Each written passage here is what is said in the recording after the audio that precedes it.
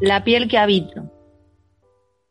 La piel que habito, no sé si será de tela o de cuero, aunque por tiempos parece que se vuelve de papel.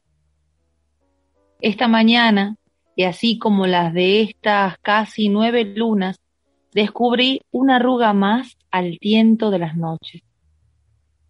Esta piel, que no es la de ayer, crece y crece, sumergiéndose en los abismos de los demonios míos, amigos del llanto y de los trinos. La piel que habito frota su órgano en los cientos de macetas donde crecen hijos, y en el espejo de Sauco el niño corretea el barrilete de mi útero. La piel, mi piel, la de todas, no lo sé, se raja con las cañas, así como lo hacen con la historia, mientras las plumas suben los poros y mutan las alas que olvidé tener. Vamos llegando al nicho poniente de aquella quimera imposible de ver. Con un haz de estrellas las aspiro para él. Mi piel es suya, así serán sus bocanadas de oxígeno y el latido del niño pez. Unto crema de vainilla en esta línea de color café sobre los líquidos magros que enlentecen el rastro de los pies. La piel que habito, así como este nido de verdes cerros y libros por caer, se incrusta cual cuchillas sobre cada relato próximo a la vida. Aquí cito nomás de la muerte y de sus cosquillas. Una vez más aquí en Restos Diurnos, a razón de estos viajes virtuales que venimos haciendo, volvemos a Tucumán. Y ahí nos está esperando quien nos acaba de compartir un poema, que es Guadalupe Albornoz, y le damos la bienvenida. ¿Cómo estás? Hola, ¿cómo estás? Bueno, muchas gracias por la invitación. Un placer que podamos compartir este rato hablando un poquito de la vida, un poquito de poesía, de la militancia, de bibliotecas, pero bueno, ahí nos vamos adentrando.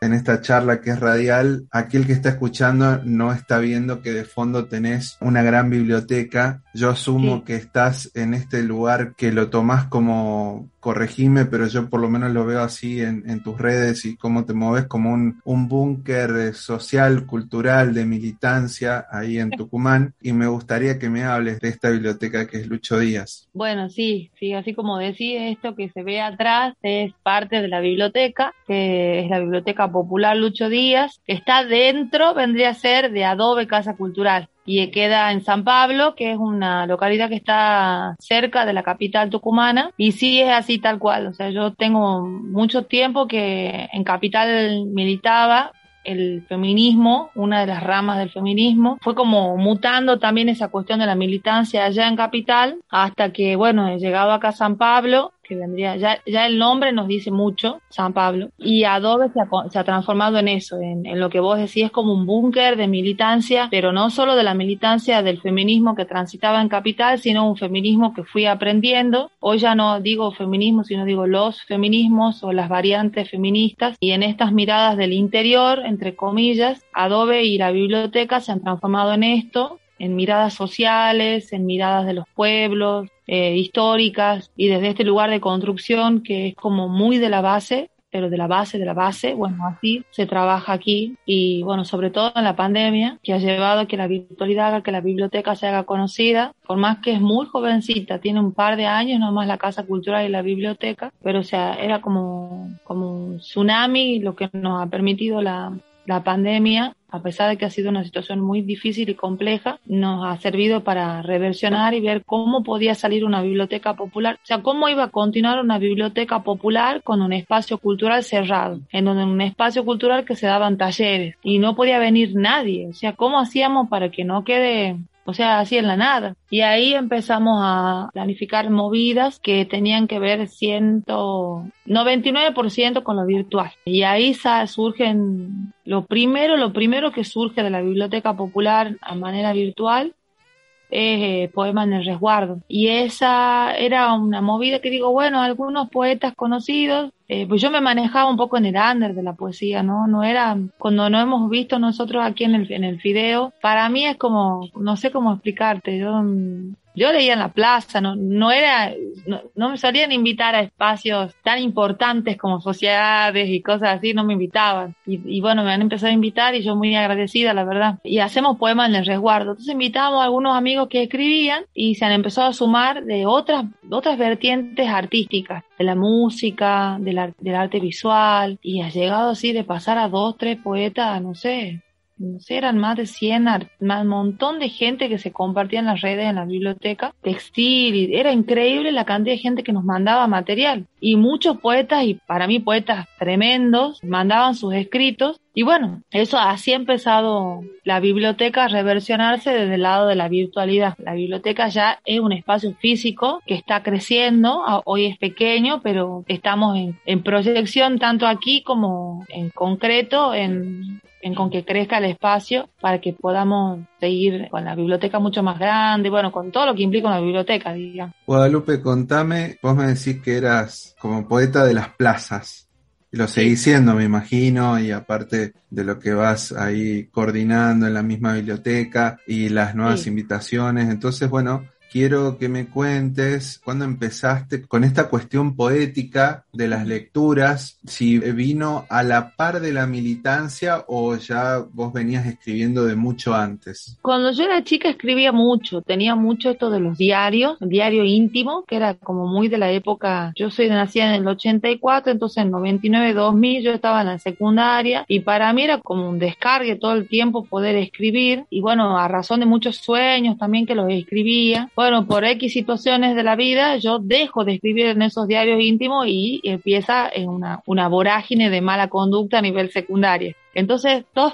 eso era porque no escribía. Luego, ya cuando me hago más grande, me fui muy chica de mi casa, laburaba mientras estudiaba, era moza. Bueno, todas esas cosas me han permitido, he viajado mucho de mochilera, bueno, y todo eso siempre lo iba como poniendo en papel, lo escribía, pero lo dejaba donde estaba, lo regalaba, lo daba a la gente y lo regalaba. Muchos de esos escritos no sé dónde están, no sé ni quién los tiene, no recuerdo nada de eso, o sea, a quién le daba yo, si estaba, por ejemplo, en Cafayate, entonces estábamos en la plaza con gente conocida, entonces yo escribía algo así y a veces lo dejaba en el banco y me iba. Luego todo eso, cuando yo ya me instalo ya definitivamente en la capital, comienzo yo en la Casa de las Mujeres Norma Nassif a tener un camino primero iba como en apoyo psicológico, que es la Casa de las Mujeres, y después ya conformo las partes de las reveladas de la Casa de las Mujeres, que era el grupo de las jóvenes de la casa. Y muchas de las cosas que yo veía en las marchas, los testimonios, me empezaban como a interpelar con cosas que yo estaba viviendo, que había vivido, y un día empiezo a sentarme a escribir. Y de una u otra manera esos relatos como a nivel descargo empiezan como a tomar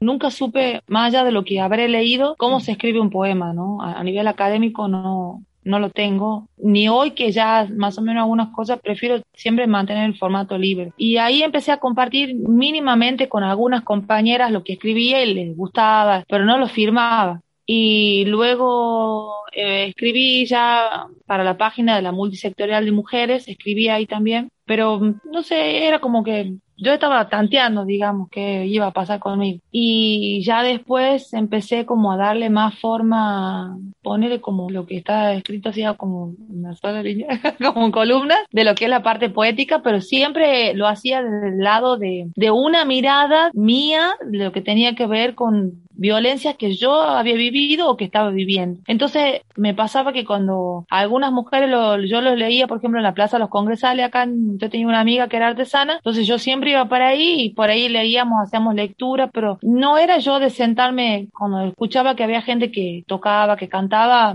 Yo prefería ser siempre espectadora. La cuestión del protagonismo no era lo que en ese sentido artístico a mí me gustaba. Yo desde otros lugares, yo sabía que tenía como cierta personalidad, pero con lo que yo escribía no quería, no sé cómo decirte, no era que yo decía, bueno, yo voy a ser poeta y la gente me va a conocer porque soy poeta y me va a hacer famosa. Jamás en la vida, nunca. Y por ahí sí, cuando había algún evento en la Plaza de los Congresales, me decían, che, Guada, léete algo. Y bueno, yo leía, pero pasaba, digamos, pasaba. Y en el año 2019, en el 8 de marzo del 2019, yo le subo a las redes un texto que yo había escrito para las hermanas Mirabal en el 2018 y subo y se llamaba En el tiempo de las mariposas. Cuando lo subo a las redes sociales, yo en mi vida había pensado que un texto iba a cobrar tanta repercusión que lo empezaron a compartir en Chile, en Uruguay, en México, en España, en Bolivia, en Perú, y yo me quedo como, ¿y esto? Y mujeres me mandaban mensajes de texto por Messenger, cosa que para mí era una locura, digo, y yo lo había escrito para las hermanas Mirabal, digamos, o sea, que tenía que ver con un oleaje verde, una ola verde, ¿no? Que venía. En un momento dice esto de la marea verde. Y a partir de ese texto,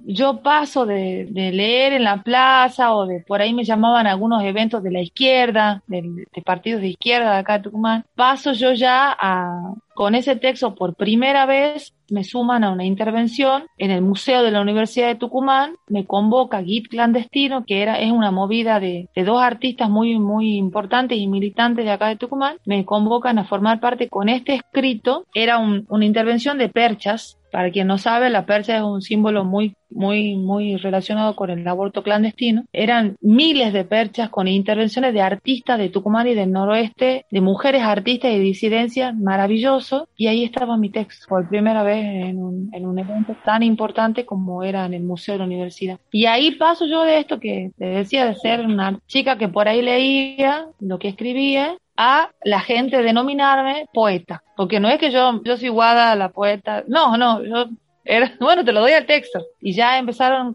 era Guada poeta, y ahí ya hubo dos eventos también muy específicos de ese momento, me preguntan las mismas chicas de Git si yo quería escribir algo para el 24 de marzo, y digo sí, me empiezo a investigar un poco como para, más allá de lo que yo sabía, quería tener algunos conceptos, o sea, algunas ideas, y escribo 30.000 voces. Y esas 30.000 voces terminó siendo publicado por Hijos Tucumán y también fue enviado a Madres de Plaza de Mayo en Buenos Aires. Y ahí empezaba este camino de la poesía social. Así que ese es un poco el inicio de lo que yo leía por leer, nunca por sentir que era una poeta. De lo que escribía siempre la mayoría era para mí, o si iba a algún lugar yo escribía algo y lo regalaba. Y ese es como la punta del ovillo de lo que después fue toda la vorágine de estos pocos pero intensos años de poesía y de militancia y hoy de gestión cultural, digamos, ¿no? Guadalupe, contame de toda esta historia, la palabra ahora la dijiste vos, sería intensa, es toda esta intensidad que se ha dado. Bueno, la poesía ya lo sabés que creo que una de las bases es la intensidad. Me gustaría saber si, por ejemplo, en ese trabajo que vos me describís como una poesía libre y como que no te, por lo menos así te entendí, que no te llama mucho la atención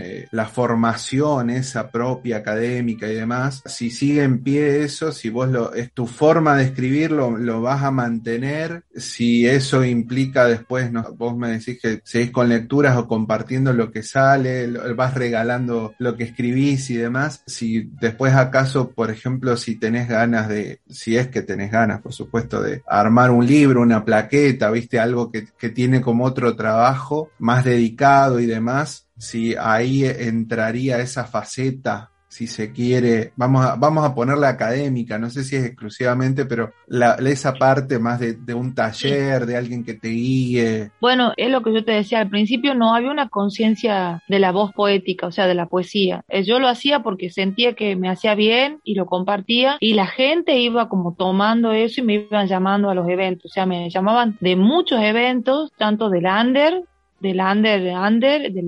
parte artística de acá de Tucumán, como después ya me empezaron a llamar como de lugares como la SADE, universidades, y esa misma situación del contexto me fue llevando a mí a empezar a repensar lo que yo escribía, o sea, cómo lo escribía. Si había errores de ortografía, si en la lectura la persona estaba interpretando realmente la cadencia mía de lo que yo estaba sintiendo o yo hacía un descargo, todo lo fui como repensando, pero a la vez lo repensaba porque el contexto me estaba llevando a repensarlo, ¿no? Y como a mí me gusta mucho a aprender de la gente más grande, o sea, me gusta escucharla, a la gente más grande mucho, se dio que en un encuentro de poetas, que acá es el encuentro de poetas Manuel Aldonate, me invitan por primera vez al encuentro, a mí, a una piba que no tenía nada que ver con la poesía. ¿Por qué yo la digo académica? Porque muchos poetas son poetas que tienen que ver con la academia, pero también hay poetas que son poetas que no son de bar, digamos, que han caminado mucho y han conocido y han escrito. Y eso me ha permitido a mí conocer en este primer encuentro de poetas Manuel Aldonate a poetas que tenían que ver con la academia, eximios poetas, y con poetas que tenían que ver con lo visceral, que son la poesía que a mí me llega mucho más, ¿no? Y como yo veía sus escrituras, no tenía nada que ver con la mía. Y ahí empecé a aprender de sus formas de escribir. Y ahí a la vez es como que iba yo también jugando con la escritura. Iba buscándole, no sé si lo hacía todo con minúsculas, iniciaba con mayúsculas, si dejaba mucho espacio. Bueno, yo iba jugando hasta que hoy puedo decir que tengo como, podría decirse, pero a la vez también quizá mañana ya escriba distinto. O sea, está en constante transformación la forma de la escritura y a la vez la forma de transmitir la emoción también, ¿no? Y bueno, y con el tiempo fui aprendiendo, fui leyendo, me gusta mucho la poesía tucumana y mucho del norte. Fui viendo las formas de escritura de los libros que también se permitían jugar y bueno, y eso fue lo que fue sucediendo con mi escritura. Y hoy por hoy sí estoy haciendo un taller de poesía con una escritora, una poeta que admiro muchísimo, que es la Cecilia Pontormo, que es increíble poeta. La admiro por su obra y con ella estoy haciendo un taller que son divinos los talleres porque te mata de risa y yo le dije, mira, yo hay cosas académicas que no las sé. Me dijo, ni te preocupes, vamos con... La idea es que vamos a construir. Así que sí hago el taller y seguramente iré haciendo otros talleres de otras personas que me llamen la atención a hacerlo para ir aprendiendo, ¿no? Para ir aprendiendo cómo canalizar de una manera que pueda llegar a un público más diverso lo que yo escribo. Y el tema de un libro, sí está la idea en la cabeza de un libro, formo parte de antologías, tanto de PDF como de papel. Pero un tiempo decía que yo libro no, porque no quiero formar parte de un sistema capitalista en donde lo que yo soy y siento se vende y se compra como producto del mercado, pero también a la vez digo que sería muy piola poder vivir de lo que tanto amo que escribir. Entonces, como estoy en la contradicción y vivo en la contradicción en ese sentido, creo que no ha llegado por eso. Pero sí está la idea. Vamos a ver qué pasa con el tiempo. Estimada Guadalupe, te invito a que nos compartas otros de tus poemas. Bueno, como transito este tiempo en un lugar que es una ciudad, ciudad, me surgió escribir esto, que dice así: del lado visceral de los pueblos, la muerte acecha hace rato. Los gobiernos que firmaron pactos con el diablo han puesto entre sus cláusulas que el olvido y el desguace serían primeros que el pan. En la esquina de la plaza hay miles de estantes con libros escritos en sangre, cuyas moléculas se meten por la humedad de las paredes y susurran los silencios que tuvieron que mascar con el mate frío y sin azúcar. Qué loco que la dulzura no recorra las acequias que se estiban en la calle. Ya no se hacen asambleas de personajes que le daban color a las tardes, tampoco se reúnen para aliviar los casos de ruedas torcidas por la mala administración, o mejor dicho, por el mal administrador. En mi pueblo, ya que soy hermana del viento, me siento cerro y trino en las mañanas, aunque me digan que este no es mi nicho, quizás quiera morir aquí. En mi pueblo hay muchos niños que aún sacan sus barriletes y los soplan cuando Dios se olvida de ayudar. También hay niñas que pretenden ser nombradas y puestas en las colas de las luciérnagas para iluminar la noche. En mi pueblo, los fantasmas siempre se sientan en la mesa y buscan que podamos escucharlos. Pasa que el párroco no entiende de finales y mucho menos de comienzos. Entonces, en la misa de las 10, prende un incienso y les pide que se marchen. Todo vuelve de una u otra forma a comenzar, como cuando nace un alma que ya ha habitado muchos cuerpos y muere a eso de las 5 de la tarde. En mi pueblo hay un camino al lado del impenetrable monte, verde y frondoso, que los barrios privados de empatía suelen talar. En mi pueblo las ollas se destapan con el cuece de los tártagos que nos marcaron la piel para volverla cuero. Cuenta la leyenda que las banderas laten por debajo de la tierra y que los héroes esperan la señal para derrumbar las puertas del patrón, atando de pies y fauces al mito que se mete entre los sueños. Con nosotros desde Tucumán, Guadalupe Albornoz. Me gustaría saber, ya que es el único registro de esa Guadalupe del pasado, son los diarios íntimos, me gustaría saber si los conservás, si están dando vueltas y si te sirven, acaso están... No hay Ah, nada. O sea, de esa época, cuando yo era chica, no hay nada. No, no existen los diarios. Fueron tirados esos diarios. Por eso yo te digo que llegó un momento que no escribí más. Porque era tan A ver, yo era como dos Guadalupes. Una Guadalupe muy social, muy amiguera. Jugaba al hockey, una vida muy, muy bonita. Hasta que, bueno, por una enfermedad de mi mamá muy compleja, me sumerjo de una forma en la escritura que era como, no sé cómo explicarte. Llegó un punto que era como no distinguía entre la realidad y lo que era fantasía, algo así. Entonces me llevan a que me vean y dicen, no, hay que sacarle los cuadernos a esta chica que no siga escribiendo más. Bueno, fue peor porque después del secundario me corrieron, o sea, fue tremendo, fue muy tremendo. Era tremenda yo en el secundario. Y ahí es cuando, en donde la creatividad o lo que yo sentía no lo podía canalizar. Y esos libros, no sé, esos cuadernos quedaron, se los quemaron, no sé qué pasó con eso. Pero después sí tengo un bolso en donde ahí sí tengo muchos escritos que son sin sentido, que son escritos que por ahí llevaban a una mochila y escribía algo y lo metía, borradores, tengo borradores, eso sí está. Tendría que algún día sentarme a ver qué está escrito ahí, qué hay ahí, qué se puede rescatar de eso. Fue mutando la poesía y la escritura fue mutando como yo, digamos, la rebeldía muy grande en la adolescencia. Después hubo rebeldía, pero ya fue canalizada en la escritura. Al principio no sabía bien para dónde quería canalizarla y escribía mucho para lo que tenía que ver con la militancia feminista y después ya fue encauzada para lo social. Me pidieron escritos, ¿no? Me pidieron escritos para casos de femicidio. Hay gente que a veces me manda pidiéndome que le escriba para la historia de amor de su vida. Y yo por ahí digo, no sé cómo escribirte para la historia de tu amor, digamos. Después me han mandado mensajes diciéndome que no, que deje de escribir porque me iban a cerrar las puertas del mundo. O sea, es como que a mí lo que me gusta de la escritura en mi caso, que seguramente le pasará a muchos poetas y a muchas poetas, es que genera algo en la otra persona. Y ahí estoy diciendo que quizá el camino es como el adecuado porque generas algo, o sea,